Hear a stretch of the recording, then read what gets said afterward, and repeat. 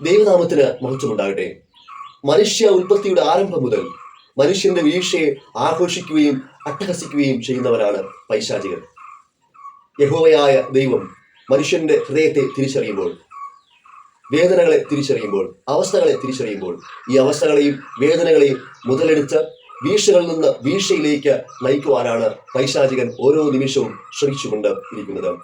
18 വർഷം സാത്താൻ ബന്ധിച്ചു വെച്ചിരുന്ന ഒരു സ്ത്രീയെ യേശു കർത്താവ് സൗഖ്യമാക്കി എന്നാണ് വിശുദ്ധ ലൂക്കോസിന്റെ സുവിശേഷം 13-ാം അധ്യായം 10 മുതൽ 17 വരെയുള്ള വേദഭാഗത്ത് ലൂക്കോസ് എന്ന സുവിശേഷകൻ നമ്മെ ഓർമ്മപ്പെടുത്തുന്നത്. ഈ ഒരു ഭാഗത്തിലൂടെ പ്രതിഫലിക്കുന്നത് ക്രിസ്തുവിന്റെ പൈശാചിക ശക്തിയുടെ മേലുള്ള വിജയത്തെക്കുറിച്ച് ആണ്, അധികാരത്തെക്കുറിച്ച് ആണ്. ഈ സംഭവം നമുക്ക് ഏവർക്കും പരിചിതമായ ഒരു സംഭവമാണ്. ഈ സംഭവത്തിൽ രേഖപ്പെടുത്തിയിരിക്കുന്നത് കർത്താവായ യേശു ക്രിസ്തു ശബത്ത് ദിവസത്തിൽ ഉപദേശിച്ചുകൊണ്ട് ഇരിക്കുകയാണ്. ഉപദേശിച്ചുകൊണ്ട് ഇരിക്കുന്ന സമയത്ത് 18 വർഷം കൂനിയായിരുന്ന ഒരു സ്ത്രീയെ യേശു കണ്ടു, യേശു വിളിച്ചു, യേശു സ്പർശിച്ചു, സൗഖ്യമാക്കി എന്ന് വചനം രേഖപ്പെടുത്തിയിട്ടുണ്ട്. ഇവിടെ യേശു ഇവളെ സൗഖ്യമാക്കിയത് അവിടെ ഉണ്ടായിരുന്ന പുരോഹിത വൃന്ദത്തിന്, അവിടെ ഉണ്ടായിരുന്ന കാഴ്ചക്കാർക്ക് രസിച്ചില്ല. അങ്ങനെ യേശു അവരോട് സംവാദിക്കുകയാണ്. ഈ സ്ത്രീയുടെ ആത്മാവിന് വേണ്ടി അവരുമായി വാദിക്കുകയാണ് ചെയ്തത്. ഈ സംഭവവുമായി ബന്ധപ്പെട്ട ചില ആത്മീയ സത്യങ്ങൾ ഒരുമിച്ച് ചേർന്ന് ചിന്തിക്കുവാനായിട്ടാണ് ഇന്ന് പകൽക്കാലം ഞാൻ ആഗ്രഹിക്കുന്നത്. പൈശാചികന്റെ ശക്തിയെക്കുറിച്ചും പൈശാചികന്റെ ശക്തിയിൽ നിന്ന് ദൈവം നൽകുന്ന, ക്രിസ്തു നൽകുന്ന വിമോചനത്തെക്കുറിച്ചും ആ വിമോചനത്തോട് ഓരോ മനുഷ്യനും എങ്ങനെ ശരിയായ രീതിയിൽ പ്രതികരിക്കണം എന്നും ആണ് ഇന്ന് പകൽക്കാലം നാം ചിന്തിക്കുവാനായിട്ട് പോകുന്നത്. ഒന്നാമത്തെ ചിന്ത എന്ന് പറയുന്നത് സാത്താന്റെ ബന്ധനത്തിന്റെ സ്വഭാവം. സാത്താന്റെ ബന്ധനത്തിന്റെ സ്വഭാവം. ഇവിടെ ലൂക്കോസ് എന്ന സുവിശേഷകൻ ഈ സ്ത്രീയെ പേര് പറഞ്ഞല്ല പരിചയപ്പെടുത്തുന്നത്, മറ്റൊരു ലേബലിലാണ് പരിചയപ്പെടുത്തുന്നത്. അവിടെ പറയുന്ന വാക്കുകൾ ഇങ്ങനെയാണ്. വിശുദ്ധ ലൂക്കോസിന്റെ സുവിശേഷം 13:11 അവിടെ 18 സംവത്സരമായി ഒരു രോഗാത്മാവ് ബാധിച്ചിട്ട് ഒട്ടും നിവരുവാൻ കഴിയാതെ കൂനിയായ ഒരു സ്ത്രീ ഉണ്ടായിരുന്നു. അതെ, രോഗാത്മാവിന്റെ ലേബലിൽ പരിചയപ്പെടുത്തുന്ന സ്ത്രീ. അത് കഴിഞ്ഞ് ഇവളെ സൗഖ്യമാക്കിയതിനു ശേഷം സാക്ഷാൽ കർത്താവായ യേശു ക്രിസ്തു ഇവളെ കുറിച്ച് പറയുന്ന വാക്കുകൾ ഇങ്ങനെയാണ്. 18 സംവത്സരം സാത്താൻ ബന്ധിപ്പിച്ചു വെച്ചിരുന്ന സ്ത്രീ. അതെ, പൈശാചികന്റെ ലേബലിൽ മാത്രം അറിഞ്ഞുകൊണ്ടിരുന്ന ഒരു സ്ത്രീ. ഇവിടെ ബന്ധനമെന്ന വാക്കിന് പ്രയോജനപ്പെടുത്തിയിരിക്കുന്ന യവന പദം ദേവോ എന്നാണ്. ദേവോ എന്ന പദത്തിന്റെ അർത്ഥം ചങ്ങലയിൽ ഇടുക. ഇനി നമുക്ക് ഒരിക്കൽ കൂടി ഈ വാക്യം വായിക്കുമ്പോൾ 18 സംവത്സരം സാത്താൻ ബന്ധിച്ചു വെച്ചിരുന്ന എന്നല്ല, സാത്താൻ ചങ്ങലക്കിട്ടിരുന്ന ഒരു ജീവിതം. സാത്താന്റെ ഒരു ഉദ്ദേശം എന്ന് പറയുന്നത് ഒരു മനുഷ്യന്റെ ജനനം മുതൽ അവന്റെ മരണം വരെ അവന്റെ പിന്നാലെ ഒരു ചങ്ങലയുമായി പിന്തുടരുക. അത് കഴിഞ്ഞ് അവനെ ഏതെങ്കിലുമൊക്കെ വിധത്തിൽ അവനെ ചങ്ങലക്കിട്ട് അവന്റെ ജീവിതത്തെ നരകതുല്യമാക്കി മാറ്റുക. അവന്റെ ജീവിതത്തെ നരകതുല്യമാക്കി മാറ്റുമ്പോൾ അവൻ ദൈവത്തെ നിരസിച്ച് ലൗകികപരമായിട്ടുള്ള നന്മകളിൽ ആശ്രയിക്കും എന്നാണ് അവൻ ചിന്തിക്കുന്നത്. അതിനായിട്ട് പൈശാചികൻ ഒരുക്കുന്ന വിവിധങ്ങളായ കെണികളെ കുറിച്ച് വേദപുസ്തകം അടിവരയിട്ട് നമ്മെ ഓർമ്മപ്പെടുത്തുന്നുണ്ട്. ഇത് ഏതൊക്കെയാണെന്ന് തിരിച്ചറിഞ്ഞാൽ പാപത്തിൽ നിന്ന് ഒഴിഞ്ഞ് ജീവിക്കുവാനായിട്ട് ദൈവം നമ്മെ ഓരോരുത്തരെയും സഹായിക്കും. ഒന്നാമതായിട്ട് അനുസരണക്കേടിന് പ്രേരിപ്പിക്കുന്നവരാണ് പൈശാചികൻ. ഉൽപ്പത്തിയുടെ പുസ്തകം ആദ്യ ഭാഗങ്ങൾ രേഖപ്പെടുത്തിയിരിക്കുന്നത് ആദാമിനെയും ഹവ്വയെയും അനുസരണക്കേടിന് പ്രേരിപ്പിച്ചവരാണ് പൈശാചികൻ എന്നാണ്. ഇന്നും അത് തുടർന്നുകൊണ്ടേ ഇരിക്കുകയാണ്. നമ്മുടെ ജീവിതത്തിൽ തെറ്റ് ചെയ്യുവാൻ ഓരോ നിമിഷവും പൈശാചിക ശക്തികൾ നമ്മെ പ്രേരിപ്പിച്ചുകൊണ്ടേ ഇരിക്കുകയാണ്. ഒരു തെറ്റിന്റെ അനുഭവത്തിലേക്ക് കടന്നു പോകുമ്പോൾ നമ്മൾ മനസ്സിലാക്കുക, എന്നെയും നിങ്ങളെയും ഇതാ പൈശാചികൻ നയിച്ചുകൊണ്ട് ഇരിക്കുകയാണ്. രണ്ടാമതായി അവൻ വിശുദ്ധന്മാരെ അപവദിക്കുന്നു എന്നതാണ്. അവൻ വിശുദ്ധന്മാരെ അപവാദിക്കുന്നു. ഇവിടെ ഇയ്യോബിന്റെ പുസ്തകത്തിലാണ് ഇയ്യോബിനെ കുറിച്ച് പൈശാചികൻ മോശമായിട്ട് സംസാരിക്കുന്നു എന്ന് രേഖപ്പെടുത്തിയിരിക്കുന്നത്. മൂന്നാമതായി രോഗങ്ങളാൽ അവൻ ബന്ധിക്കുന്നു, രോഗങ്ങളാൽ അവൻ ചങ്ങലയിൽ ഇടുന്നു. നാലാമതായി നീതിമാന്മാരെ അവൻ എതിർക്കുന്നു, എല്ലാവരെയും പരീക്ഷിക്കുന്നു. സാക്ഷാൽ കർത്താവായ യേശു ക്രിസ്തുവിനെ പോലും പരീക്ഷിച്ചവനാണ് ഈ പൈശാചികൻ. ഈ പൈശാചികൻ നമ്മയും അനുനിമിഷവും അവന്റെ പരീക്ഷയിലൂടെ കടത്തിവിടുവാൻ ആഗ്രഹിക്കുന്നവൻ ആണ്. അതെ, അതുപോലെ ഹൃദയത്തിൽ വീഴുന്ന നല്ല വിത്തുകളെ, നാം കേൾക്കുന്ന വചനത്തെ എടുത്തുകൊണ്ട് പോകുവാൻ ശ്രമിക്കുന്നവനാണ് പൈശാചികൻ. നമ്മുടെ ഹൃദയത്തിന്റെ അകത്തളങ്ങളിൽ തെറ്റായ ചിന്തകൾ, കളകൾ വളർത്തുന്നവനാണ് പൈശാചികൻ. ദേഹിയെയും ദേഹത്തെയും ക്ഷീണിപ്പിക്കുന്നവനാണ് പൈശാചികൻ. ഫോഷ്ക് പറയുന്നു, നുണ അവൻ പറയുന്നു. ഇതൊക്കെ ചെയ്താൽ നീ നല്ലവനായി തീരും, അല്ലെങ്കിൽ നിന്റെ ജീവിതം ഒരു പടി കൂടെ ഉയരത്തിലേക്ക് എത്തും എന്ന് പറഞ്ഞ് നമ്മെ വഞ്ചിക്കുന്നവനാണ് പൈശാചികൻ.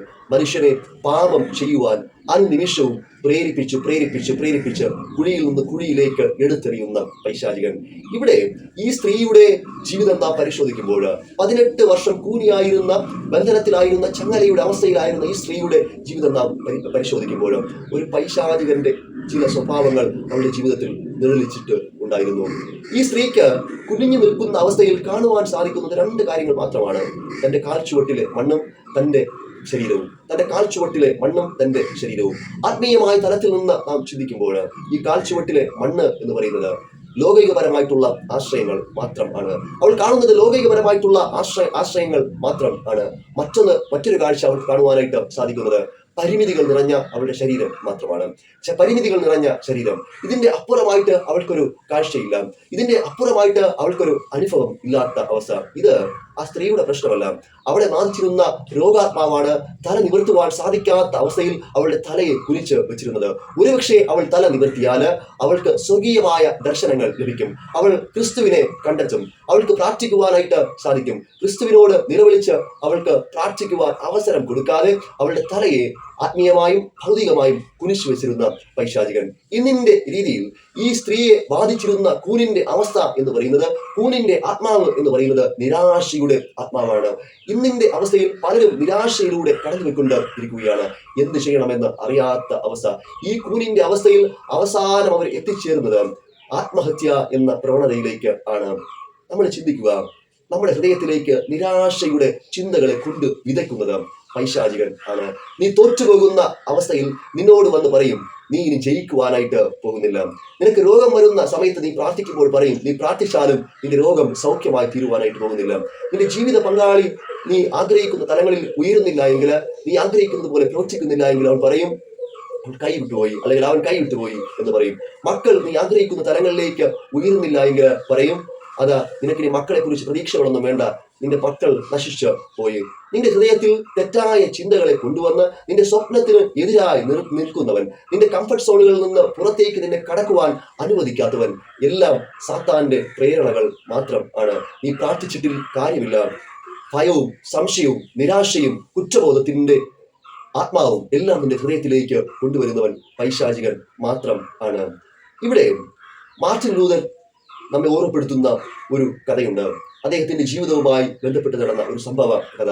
നവോത്ഥാനത്തിന്റെ കാലഘട്ടത്തിൽ അദ്ദേഹം ചിലരെയൊക്കെ ഭയന്ന് 1521-22 കാലഘട്ടങ്ങളിൽ വാട്ട്ബർഗ് കാസിലേക്ക് കടന്നു പോവുകയാണ്. വാട്ട്ബർഗ് കാസിലിൽ ആയിരുന്നുകൊണ്ട് അദ്ദേഹം ബൈബിൾ വിവർത്തനം ചെയ്തുകൊണ്ട് ഇരിക്കുകയാണ്. ഇംഗ്ലീഷ് ഭാഷയിൽ നിന്ന് ജർമ്മൻ ഭാഷയിലേക്ക് അദ്ദേഹം ബൈബിൾ വിവർത്തനം ചെയ്യുകയാണ്. ആ സമയത്ത് അദ്ദേഹത്തിന്റെ ഹൃദയത്തിലേക്ക് ഒരുപാട് നിരാശ കടന്നു വരുന്നു. ഒരാട് സംശയങ്ങൾ കടന്നു വരുന്നു. ചില പാപബോധവും കുറ്റബോധവും കടന്നു വന്നുകൊണ്ടേ ഇരിക്കുകയാണ്. ആ മനുഷ്യൻ പറയുന്നത് ഇങ്ങനെയാണ്: ഈ പാപബോധവും കുറ്റബോധവും ഒക്കെ എൻ്റെ ഹൃദയത്തിലേക്ക് കൊണ്ടുവന്ന് എൻ്റെ ജീവിതത്തെ നരകതുല്യമാക്കി മാറ്റുവാൻ ശ്രമിക്കുന്നത് പൈശാചികൻ ആണെന്നാണ് അദ്ദേഹം പറഞ്ഞു വയ്ക്കുന്നത്. അവിടെ ഒരു ദിവസം അദ്ദേഹം കിടക്കുന്ന സമയത്ത്, ഉറങ്ങുന്ന സമയത്ത് പിശാച് അദ്ദേഹത്തിന്റെ അടുക്കലേക്ക് കടന്നു വന്ന് അദ്ദേഹത്തോട് പറയുകയാണ്, നീ വലിയ ഒരു പാപിയാണ്. നിന്റെ പാപം ദൈവം ക്ഷമിച്ചിട്ടില്ല. നീ ചെയ്തുകൊണ്ടിരിക്കുന്ന ഈ ട്രാൻസ്ലേഷൻ ഉണ്ടല്ലോ, നീ ചെയ്തുകൊണ്ടിരിക്കുന്ന ഈ വിവർത്തനം ഉണ്ടല്ലോ, അത് ശരിയായ രീതിയിൽ നടക്കുന്നില്ല. നിന്റെ ഈ നവോത്ഥാനമൊക്കെ പരാജയപ്പെടുവാനായിട്ട് പോവുകയാണ്.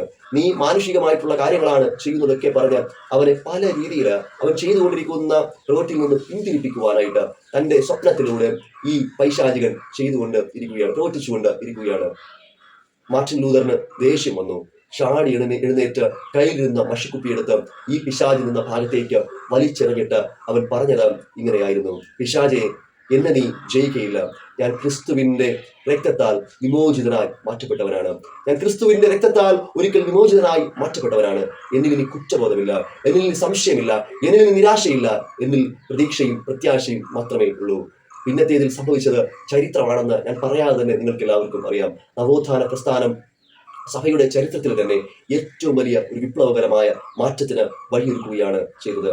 എന്നാൽ നാം മനസ്സിലാക്കേണ്ട വലിയ ഒരു സത്യം എന്ന് പറയുന്നത്, മാനുഷികമായ നന്മകളിൽ ആഗ്രഹിച്ചുകൊണ്ട്, നമ്മുടേതായിട്ടുള്ള കഴിവുകളിൽ ആശ്രയിച്ചുകൊണ്ട് ഒരിക്കലും പൈശാചികരെ നമുക്ക് പരാജയപ്പെടുത്തുവാനായിട്ട് സാധിക്കുകയില്ല. ക്രൂശിൽ മരിച്ച് ഉയർത്തെഴുന്നേറ്റ ക്രിസ്തുവിലൂടെ മാത്രമേ നമുക്കൊരു വിമോചനം സംഭവിക്കുകയുള്ളൂ. ഇവിടെ 18 വർഷം കൂനിയായിരുന്ന സ്ത്രീ തന്നിലേക്ക് മാത്രം നോക്കിയപ്പോൾ അവളുടെ ജീവിതം ബന്ധനത്തിന്റെ അവസ്ഥയിൽ തുടരുക തന്നെ ചെയ്തു. തന്നിലേക്ക് നോക്കാതെ ദൈവത്തിലേക്ക് നോക്കി മുന്നിലോട്ട് പോകണം എന്നാണ് വചനം നമ്മെ ഓർമ്മപ്പെടുത്തുന്നത്. ഒന്നാമത്തെ കാര്യം, സാത്താൻ ആരാണെന്നും സാത്താന്റെ സ്വഭാവം എന്താണെന്നും അവന്റെ കെണികൾ എന്താണെന്നും തിരിച്ചറിയുവാനായിട്ട് നമുക്ക് സാധിക്കണം. രണ്ടാമത്തെ ചിന്ത എന്ന് പറയുന്നത് യേശുവിന്റെ വിമോചനത്തിന്റെ സ്വഭാവം ആണ്, അല്ലെങ്കിൽ യേശുവിന്റെ വിമോചനത്തിന്റെ രീതി നാം മനസ്സിലാക്കേണ്ടത് ആവശ്യമാണ്. വിശുദ്ധ ലൂക്കോസിന്റെ സുവിശേഷം 13-ാം അധ്യായം 12-ാമത്തെ വാക്യത്തിൽ യേശു അവളെ കണ്ടു. 18 വർഷം പള്ളിയിൽ വന്നപ്പോഴും പലരും അവളെ കണ്ടിട്ടുണ്ട്. പക്ഷേ ഇവിടെ പറയുന്നുണ്ട് യേശു അവളെ കണ്ടു. മറ്റുള്ളവർ കാണുന്നത് പോലെയല്ല യേശു കാണുന്നതെന്നാണ് ഇവിടെ ലൂക്കോസ് എന്ന സുവിശേഷകൻ അടിവരയിട്ട് നമ്മെ ഓർമ്മപ്പെടുത്തുന്നത്. ഇവിടെ പുരോഹിതന്മാർ ഈ സ്ത്രീയെ കണ്ടപ്പോൾ അതൊരു പ്രശ്നമായി മാറ്റപ്പെടുകയാണ്. അതിനുള്ള കാരണം എന്ന് പറയുന്നത് ഊനുള്ള മറ്റ് ശാരീരിക വൈകല്യങ്ങളുള്ളവര് ശബത്ത് നാളില് ദൈവത്തെ ആരാധിക്കുവാനായിട്ട് കടന്നു വരുന്നത് പുരോഹിതന്മാർക്ക് വൈക്ലഭ്യം ഉണ്ടാക്കുന്ന ഒരു പ്രശ്നം ആയിരുന്നു. അവരെ വിവിധങ്ങളായ രീതിയിൽ ശല്യപ്പെടുത്തുന്ന ഒരു പ്രശ്നമായിരുന്നു ഈ വികലാംഗരുടെ സഭയിലേക്കുള്ള വരവ് എന്ന് പറയുന്നത്. ഇവിടെ പുരോഹിതന്മാർ ഈ സ്ത്രീയെ ഒരു പ്രശ്നമായിട്ട് കാണുകയാണ്. രണ്ടാമതായി അവിടെ ഉണ്ടായിരുന്ന പുരുഷാരം ഇവളെ ഒരു കാഴ്ചയായി കാണുകയാണ്, ഒരു കാഴ്ചയായിട്ട് കാണുകയാണ്. അതെ, അവരുടെ ജീവിതത്തില് അവരുടെ ഇമോഷണൽ സാറ്റിസ്ഫാക്ഷൻ ലഭിക്കുന്നതിന് വേണ്ടി അയ്യോ പാവം, അയ്യോ കഷ്ടം എന്നൊക്കെ പറഞ്ഞ് അവളെ വളരെ പരിതാപത്തോടുകൂടെ കാണുകയാണ്. മൂന്നാമതായി അവിടെ ഉണ്ടായിരുന്ന ശിഷ്യന്മാർ അവളെ കണ്ടത് ഒരു വലിയ വിമോചന പ്രക്രിയയുടെ പാഠം പഠിക്കുന്നതിന്റെ ഭാഗമായിട്ട് ആയിരുന്നു. കർത്താവായ യേശു ക്രിസ്തു അവളെ കണ്ടു. അവളെ യേശു കണ്ടത് മുതൽ അവളുടെ ജീവിതത്തിൽ ഒരു വിമോചനത്തിന്റെ ആരംഭം സംഭവിക്കുകയാണ്. ഇവിടെ വിശുദ്ധ ലൂക്കോസിന്റെ സുവിശേഷം 13-ാം അധ്യായം 12-ാമത്തെ വാക്യത്തില് യേശു അവളെ വിളിച്ചു എന്ന് രേഖപ്പെടുത്തിയിട്ടുണ്ട്. യേശു അവളെ കണ്ടു. യേശു അടുത്തതായി അവളെ വിളിക്കുകയാണ്. അവൾ യേശുവിനെ വിളിച്ചില്ല. അവൾക്ക് വിളിക്കുവാനായിട്ട് സാധിക്കുന്ന അവസ്ഥയിലല്ല, കുനിഞ്ഞു നിൽക്കുന്ന അവസ്ഥയിൽ യേശുവിനെ അവൾക്ക് വിളിക്കുവാനായിട്ട് സാധിക്കാത്ത അവസ്ഥയിലാണ്. പക്ഷേ യേശു അവളെ വിളിക്കുകയല്ല, യേശു അവളെ വിളിക്കുകയാണ് ഇവിടെ ചെയ്തത്. വിശുദ്ധ യോഹന്നാന്റെ സുവിശേഷം 15-16 വാക്യത്തിൽ രേഖപ്പെടുത്തിയിരിക്കുന്നത് എങ്ങനെയാണ്? നിങ്ങൾ എന്നെ തിരഞ്ഞെടുത്തു എന്നല്ല, ഞാൻ നിങ്ങളെ തിരഞ്ഞെടുത്തിരിക്കുന്നു എന്ന് നിങ്ങൾ തിരിച്ചറിയണം. നിങ്ങൾ എന്നെ തിരഞ്ഞെടുത്തു എന്നല്ല, ഞാനാണ് നിങ്ങളെ ഓരോരുത്തരെയും തിരഞ്ഞെടുത്ത് ഇരിക്കുന്നത് എന്ന് പറഞ്ഞ് അവളെ യേശു വിളിക്കുകയാണ്. ലൂക്കോസിന്റെ സുവിശേഷം 13-12 അവിടെ വാക്കിനാൽ യേശു അവളെ സൗഖ്യമാക്കി മാറ്റി എന്നാണ് പറയുന്നത്. സ്ത്രീയെ, നിന്റെ രോഗബന്ധനം അഴിഞ്ഞിരിക്കുന്നു, സ്ത്രീയെ, നിന്റെ രോഗബന്ധനം അഴിഞ്ഞിരിക്കുന്നു എന്നാണ് അവിടെ പറഞ്ഞത്. ദൈവീക ശബ്ദം, സകലത്തെയും ശൂന്യതയിൽ നിന്ന് വിളിച്ചു വരുത്തിയ ശബ്ദം, സകലത്തെയും പുനർക്രമീകരിക്കുന്നതായിട്ടുള്ള ശബ്ദം ഈ സ്ത്രീയുടെ ശാരീരികമായ അവസ്ഥകളെ മാറ്റി ഇവളെ ഒരു അനുഗ്രഹമാക്കി നന്മയാക്കി നിവർത്തി നിർത്തുകയാണ് ചെയ്തത്. അവിടെയും അവസാനിക്കുന്നില്ല. യേശു അവളെ സ്പർശിക്കുകയാണ്. യേശു അവളെ സ്പർശിച്ച് അവളെ സൗഖ്യമാക്കി മാറ്റുകയാണ്. ഇതിനു മുൻപ് യേശു കുഷ്ഠരോഗിയെ സ്പർശിച്ചിട്ടുണ്ട്, അവൻ ശുദ്ധനായി തീരുകയാണ്. അശുദ്ധൻ ശുദ്ധനായി തീരുകയാണ്. ബധിരനെ സ്പർശിച്ചിട്ടുണ്ട്, കേൾക്കുവാനായിട്ട് സാധിക്കാത്തവൻ കേൾവി ലഭിക്കുകയാണ്. യായിറോസിന്റെ മകളെ സ്പർശിച്ചിട്ടുണ്ട്, അവൾ ഉയർപ്പിന്റെ അനുഭവത്തിലേക്ക് എഴുന്നേൽക്കുകയാണ്. യേശു സ്പർശിച്ചപ്പോൾ ഈ ഒരു സ്ത്രീ നിവർന്ന് നിൽക്കുകയാണ് ചെയ്തത്. ശബത്തിൽ സ്പർശിക്കുന്നത് തെറ്റാണ്, ശബത്തിൽ രോഗിയെ സ്പർശിക്കുന്നത് അശുദ്ധിയാണെന്ന് തിരിച്ചറിഞ്ഞുകൊണ്ട് നിയമത്തിന് അപ്പുറമായി പ്രവർത്തിക്കുവാനായിട്ട് സാധിക്കുന്നവനാണ് നമ്മുടെ കർത്താവായ യേശു ക്രിസ്തു. അതേ, നമ്മുടെ യേശുവിന് നിയമം ഒരു പ്രശ്നമല്ല, നമ്മുടെ യേശുവിന് സാഹചര്യം ഒരു പ്രശ്നമല്ല, നമ്മുടെ യേശുവിന് ചുറ്റുപാട് ഒരു പ്രശ്നമല്ല എന്ന് നാം മനസ്സിലാക്കുക. യേശുവിന്റെ വിമോചന പ്രക്രിയ എന്ന് പറയുന്നത് ഒരു നൂറ്റാണ്ടിൽ ഒരിക്കൽ നടക്കുന്ന ഒരു സംഭവമല്ല, അത് എപ്പോഴും സംഭവിച്ചുകൊണ്ടിരിക്കുന്ന ഒന്നാണ്. അതേ, പൈശാചികന്റെ കയ്യിൽ നിന്ന് യേശു ഇവളെ അക്ഷരാർത്ഥത്തിൽ അഴിച്ചുവിടുകയാണ് ചെയ്തത്. പൈശാചികൻ ചങ്ങലക്കിട്ടിരുന്ന ഈ സ്ത്രീയെ യേശു അഴിച്ചുവിടുകയാണ് ചെയ്തത്. അപ്പോലിയോ എന്ന വാക്കാണ് ഇവിടെ യവനപദത്തിൽ പ്രയോജനപ്പെടുത്തിയിരിക്കുന്നത്. അപ്പോലിയോ എന്ന വാക്കിന്റെ അർത്ഥം അഴിച്ചുവിടുക എന്നാണ്. ഇട്ടിരുന്നവളെ അഴിച്ചുവിട്ട കർത്താവായ യേശു ക്രിസ്തു തന്റെ വാക്കിലൂടെ, തന്റെ പ്രവൃത്തിയിലൂടെ, തന്റെ ചിന്തയിലൂടെ, തന്റെ കാഴ്ചയിലൂടെ, തന്റെ സ്പർശനത്തിലൂടെ യേശുവിന് അതിന് സാധിക്കുകയാണ്. നമ്മുടെ വാക്കും നമ്മുടെ പ്രവൃത്തിയും നമ്മുടെ വിളിയും നമ്മുടെ ചിന്തയും ഒക്കെ മറ്റുള്ളവരെ വിമോചിപ്പിക്കുന്നതിന് ആയിരിക്കണം, മറ്റുള്ളവരെ തള്ളിയിടുന്നതിന് വേണ്ടിയിട്ടുള്ളതായിരിക്കരുത്. അത് സാത്താന്റെ പ്രവർത്തനമാണ്. ഇവിടെ പുരോഹിതന്മാര് സംസാരിച്ചു എന്ന് പറയുന്നുണ്ട്, പുരോഹിതന്മാർക്ക് ഇത് ഇഷ്ടപ്പെട്ടില്ല എന്ന് പറയുന്നുണ്ട്. ഇവിടെ പൈശാചികൻ ഇവരിലൂടെ പ്രവർത്തിക്കുകയാണ് ചെയ്യുന്നത്. വിമോചനത്തിന് എതിരായി സംസാരിക്കുന്നവൻ പൈശാചികനാണെന്ന് തിരിച്ചറിയുവാനായിട്ട് നമുക്ക് സാധിക്കണം. രണ്ടാമതായി നാം പഠിച്ചത് കർത്താവായ യേശു ക്രിസ്തുവിന്റെ വിമോചന പ്രക്രിയയെക്കുറിച്ച് ആണ്. ക്രിസ്തുവിന്റെ വിമോചന പ്രക്രിയ എന്നിലും നിങ്ങളിലും ഉണ്ടായിരിക്കേണ്ടതും അത്യാവശ്യമാണ്. മൂന്നാമതായി വിമോചനത്തിന് ശേഷമുള്ള മനുഷ്യന്റെ പ്രതികരണമാണ് 18 സംവത്സരം കൂനിയായിരുന്ന ഈ സ്ത്രീ നമ്മെ പഠിപ്പിക്കുന്നത്. വിമോചനത്തിന് ശേഷം ഒരു മനുഷ്യൻ എങ്ങനെ ദൈവത്തിന്റെ സന്നിധിയിൽ പ്രതികരിക്കണമെന്നാണ് നമ്മെ ഓർമ്മപ്പെടുത്തുന്നത്. 18 വർഷം കൂനിയായിരുന്ന സ്ത്രീ, വളഞ്ഞ സ്ത്രീ, നിവരുവാനായിട്ട് സാധിക്കാത്ത അവസ്ഥയിലും യേശു കർത്താവ് അവളെ സ്പർശിക്കുന്നു. താഴ്ന്നിരുന്ന അവളുടെ തലയെ സ്വർഗത്തിലേക്ക് ഉയർത്തുകയാണ്. താഴ്ന്നിരുന്ന അവളുടെ ജീവിതത്തെ സ്വർഗത്തിലേക്ക് ഉയർത്തുകയാണ്. കൂനിയായിരുന്ന അവളുടെ ഹൃദയത്തെ, കൂനിയായിരുന്ന അവളുടെ ജീവിതത്തെ യേശു കർത്താവ് നിവർത്തുകയാണ് ചെയ്തത്.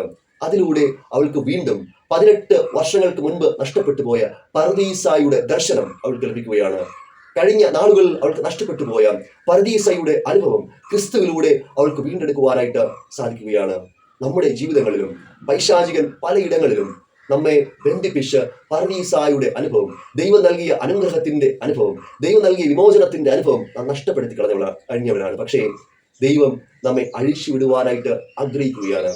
നമുക്ക് യേശുവിന്റെ അടുക്കലേക്ക് കടന്നു വന്നാൽ മാത്രമേ വിമോചനം ഉള്ളൂ എന്ന് തിരിച്ചറിഞ്ഞവളായിരുന്നു ഈ സ്ത്രീയും. നഷ്ടപ്പെട്ട പർദീസയുടെ അനുഭവം അവളുടെ ജീവിതത്തിലേക്ക് തിരിച്ച് ലഭിച്ചപ്പോൾ ഈ സ്ത്രീ ചെയ്ത പ്രവൃത്തി എന്ന് പറയുന്നത് സാധാരണമായിട്ടുള്ള ഒരു പ്രവൃത്തിയല്ല. അവളോടി വീട്ടിലേക്ക് പോയില്ല, അവളോടി ജീവിത പങ്കാളിയുടെ അടുക്കലേക്ക് പോയില്ല, അവളോടി മാതാപിതാക്കന്മാരുടെ അടുക്കലേക്ക് പോയി എന്റെ ജീവിതത്തിൽ സംഭവിച്ചത് കണ്ടോ എന്ന് അവള് പറഞ്ഞില്ല.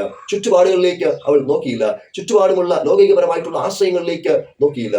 അവൾ ചെയ്ത പ്രവൃത്തി എന്ന് പറയുന്നത് സ്വർഗത്തിലേക്ക് നോക്കി ദൈവത്തെ സ്തുതിച്ച് മഹത്വപ്പെടുത്തി എന്നാണ് വചനം നമ്മെ ഓർമ്മപ്പെടുത്തുന്നത്.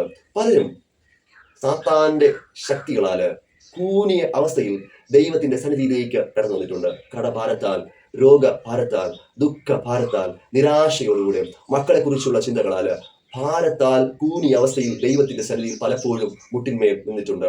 ദൈവം പലരെയും നിർത്തിയിട്ടുണ്ട്, മാനിച്ച് എണ്ണിയിട്ടുണ്ട്, അനുഗ്രഹമാക്കി മാറ്റിയിട്ടുണ്ട്. പക്ഷേ ഈ അനുഗ്രഹത്തിന്റെ അനുഭവങ്ങൾ ജീവിതത്തിൽ ഉണ്ടാകുമ്പോൾ വീണ്ടും ദൈവത്തെ മറന്ന് ദൈവത്തിന്റെ സന്നിധിയിൽ നിന്ന് അകന്നു പോവുകയാണ് പലപ്പോഴും ചെയ്തിട്ടുള്ളത്.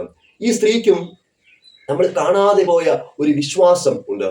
നമ്മെ പഠിപ്പിക്കുന്ന ഒരു വലിയ വിശ്വാസത്തിന്റെ പാഠം ഉണ്ട്. ഇവിടെ 18 വർഷം കൂനിയായിരുന്ന അവസ്ഥയിലും സാത്താൻ ചങ്ങലയിൽ ബന്ധിച്ചു വെച്ചിരിക്കുന്ന അവസ്ഥയിലും ദൈവത്തെ ആരാധിക്കുന്നതിന് വേണ്ടി സ്ഥിരമായിട്ട് 18 വർഷക്കാലം ഇവൾ പള്ളിയിലേക്ക് കടന്നു വരികയാണ്. ഇന്നല്ലെങ്കിൽ നാളെ മശിഹയെ ഞാൻ കാണുമെന്നും ആ മശിഹ എന്നെ ജീവിതത്തിൽ ഉയർത്തുമെന്നും നിവർത്തുമെന്നും ഒരു പ്രതീക്ഷ ഇവളുടെ ജീവിതത്തിൽ ഉണ്ടായിരുന്നു. 18 സംവത്സരം രോഗഭാരത്തോടുകൂടെ ദൈവത്തിൽ വിശ്വസിച്ചവള്. ഇതാണ് വലിയ വിശ്വാസം എന്ന് പറയുന്നത്. ഈ വിശ്വാസം കൊട്ടിഘോഷിക്കപ്പെടാത്ത വിശ്വാസമാണ്, പക്ഷേ ഇത് സ്ഥിരതയുള്ള ഒരു വിശ്വാസമാണ്. 18 വർഷം രോഗഭാരത്തോടുകൂടെ അവൾ ആലയത്തിലേക്ക് കടന്നു വന്ന് ഇന്നല്ലെങ്കിൽ നാളെ ക്രിസ്തുവിനെ സന്ധിക്കുമെന്ന പ്രതീക്ഷയിൽ ആയിരുന്നു. ഭാരത്തോടെ നാം ആയിരുന്നാലും, പ്രയാസത്തോടുകൂടെ ആയിരുന്നാലും, ദുഃഖത്തോടുകൂടെ ആയിരുന്നാലും ഈ ഒരു പ്രതീക്ഷയും വിശ്വാസവും നമ്മുടെ ജീവിതത്തിൽ ഉണ്ട് എങ്കിലും ഇന്നല്ലെങ്കിൽ നാളെ ദൈവം നമ്മെ ഉയർത്തുക തന്നെ ചെയ്യും. 3 കാര്യങ്ങളാണ് നാം ഇന്ന് പകൽക്കാലം ഒരുമിച്ച് ചേർന്ന് ചിന്തിച്ചത്. ഒന്നെന്ന് പറയുന്നത് പൈശാചികന്റെ ബന്ധനത്തിന്റെ സ്വഭാവം. ഇത് തിരിച്ചറിഞ്ഞാൽ മാത്രമേ ഇതിൽ നിന്ന് രക്ഷപ്പെടുവാനായിട്ട് നമുക്ക് സാധിക്കുകയുള്ളൂ. 2 എന്ന് പറയുന്നത് ക്രിസ്തു എന്ന വിമോചകന്റെ സ്വഭാവം. ക്രിസ്തു എന്ന വിമോചകന്റെ സ്വഭാവം. 3 എന്ന് പറയുന്നത് വിമോചനം നമുക്ക് ലഭിക്കുമ്പോൾ ദൈവത്തിന്റെ സന്നിധിയിൽ നിന്ന് ഓടിക്കളയരുതേ. വിമോചനം നമുക്ക് ലഭിക്കുമ്പോൾ ദൈവത്തെ ആരാധിക്കുവാനും ദൈവത്തെ മഹത്വപ്പെടുത്തുവാനും കഴിഞ്ഞ നാളുകളിൽ ദൈവം ചെയ്ത നന്മകളെ ഓർത്ത് ദൈവത്തെ പ്രശംസിക്കുവാനും നാം ഓരോരുത്തരും പഠിക്കണമെന്നാണ് ഈ സ്ത്രീ നമ്മെ ഓരോരുത്തരെയും ഓർമ്മപ്പെടുത്തുന്നത്. നമ്മുടെ ജീവിതങ്ങളിൽ പലപ്പോഴും പൈശാചിക ബന്ധനങ്ങൾ കടന്നു വരാം. ഒരു മനുഷ്യന്റെ ജീവിതത്തെ നാം ഏറ്റെടുത്ത് പരിശോധിക്കുമ്പോൾ അവന്റെ ജനനം മുതൽ മരണം വരെ ഒരു പിടിവലിയുടെ അനുഭവം ആണ്. അങ്ങനെ പറയുവാനായിട്ടുള്ള കാരണം യൂദായുടെ ലേഖനത്തില് മോശ മരിച്ചതിന് ശേഷം മോശയുടെ ശരീരത്തിന് വേണ്ടി പിടിവലി കൂട്ടുന്ന പൈശാചകന്റെ ദൂതനെയും ദൈവത്തിന്റെ ദൂതനെ കുറിച്ച് അവിടെ രേഖപ്പെടുത്തിയിട്ടുണ്ട്. അതെ, അല്പം കൂടെ വ്യക്തമായിട്ട് പറഞ്ഞാല് ഓരോ നിമിഷവും ദൈവം അല്ലെങ്കിൽ കർത്താവായ യേശു ക്രിസ്തു പൈശാചികന്റെ ശക്തിയിൽ നിന്ന് നമ്മെ വിമോചിപ്പിക്കുന്നതിന് വേണ്ടി ശ്രമിച്ചുകൊണ്ടേ ഇരിക്കുകയാണ്. നമ്മൾ ദൈവത്തിന്റെ സന്നിധിയിലേക്ക് അടുത്തു വരുമ്പോൾ ആ വിമോചനം സാധ്യമാവുക തന്നെ ചെയ്യും. നമ്മുടെ ജീവിതത്തിലെ ദൈവികമായിട്ടുള്ള പദ്ധതികൾ നിറവേറ്റപ്പെടുക തന്നെ ചെയ്യും. ഇവിടെ കുരീപ്പുഴ ശ്രീകുമാർ എന്ന കവി നമ്മെ ഓർമ്മപ്പെടുത്തുന്ന ചില വരികൾ ഇങ്ങനെയാണ്: വൃക്കയില്ലെന്ന പുസ്തകം, നട്ടെല്ല് പൊട്ടിയെന്ന കമ്പ്യൂട്ടർ, മരുന്നിന് ക്രിസ്തു മാത്രമേ ഉള്ളൂ, പ്രാർത്ഥിക്കണമെന്ന പുരോഹിതർ. ഇത് ഒരു പരിഹാസ രൂപേണ കവി ചൊല്ലുന്നത് ആണെങ്കിലും ഇത് മാത്രമേ ജനത്തോട് നമുക്ക് പറയുവാനായിട്ട് സാധിക്കുകയുള്ളൂ. പ്രാർത്ഥിക്കുക. നമ്മുടെ പൈശാചിക ശക്തികളിൽ നിന്ന്, നമുക്ക് ബന്ധനത്തിൽ നിന്ന്, ചങ്ങലയുടെ അവസ്ഥകളിൽ നിന്ന് നാം വിമോചിതരായിട്ട് മാറുവാനായിട്ട് ആഗ്രഹിക്കുന്നുവെങ്കിൽ മരുന്ന് ഒന്ന് മാത്രമേ ഉള്ളൂ: പ്രാർത്ഥിക്കുക. ഇവിടെ ഈ സ്ത്രീ നമ്മെ പഠിപ്പിച്ച വലിയ ഒരു പാഠം അത് തന്നെയാണ്. അവൾ സ്ഥിരമായിട്ട് വിശ്വസിച്ച് ദൈവത്തിൽ അവൾ പൂർണ്ണമായി അർപ്പിച്ച് കൊടുത്തപ്പോൾ അവളുടെ ജീവിതത്തിൽ ഒരു വിമോചനത്തിന്റെ അനുഭവം കടന്നു വന്നു.